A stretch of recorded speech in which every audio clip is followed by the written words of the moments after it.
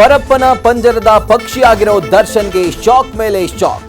ಮಾಫಿ ಸಾಕ್ಷಿ ಬಗ್ಗೆ ಆರೋಪಿಗಳು ಪ್ರಶ್ನೆ ಮಾಡುವಂತಿಲ್ಲ ಅಂತ ಹೈಕೋರ್ಟ್ ಕ್ಲಾಸ್.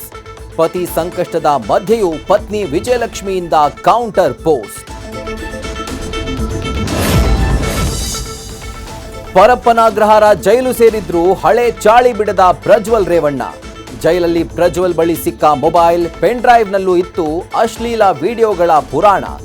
ಜೈಲಲ್ಲಿ 2G ಜಾಮರ್ ಇದ್ರೂ ಆಂಧ್ರ ಸಿಮ್ ಬಳಸಿ ಪ್ರಜ್ವಲ್ನ ತಿಲ್ಲಾನ.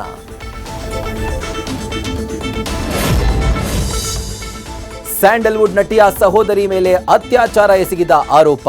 ಮದುವೆಯಾಗೋದಾಗಿ ನಂಬಿಸಿ ವಂಚಿಸಿದವನ ವಿರುದ್ಧ ಠಾಣೆ ಮೆಟ್ಟಿಲೇರಿದ ಸಂತ್ರಸ್ತೆ. ದೂರು ಆಧರಿಸಿ ಆರೋಪಿ ರಾಘವೇಂದ್ರನನ್ನ ಬಂಧಿಸಿದ ಚಂದ್ರ ಲೇಔಟ್ ಪೊಲೀಸರು.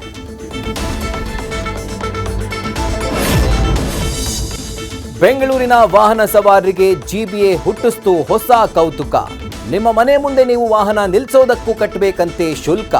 ರಸ್ತೆ ಆಧರಿಸಿ ಪಾರ್ಕಿಂಗ್ ಶುಲ್ಕ ನಿಗದಿ ಮಾಡೋಕೆ ಜಿಬಿಎಯಿಂದ ತವಕ.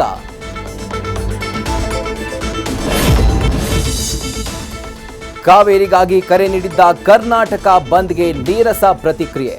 ಕೆಆರ್ಪುರಂ ಅತ್ತಿಬೆಲೆಯಲ್ಲಷ್ಟೇ ಪ್ರತಿಭಟನೆಯ ಛಾಯೆ. ಬಾಯಿಗೆ ಟೇಪ್ ಹಾಕೊಂಡು ಮನೆಯಿಂದ ಆಚೆ ಬಂದ ವಾಟಾಳ್ ನಾಗರಾಜ್ ಪೊಲೀಸರ ವಶಕ್ಕೆ.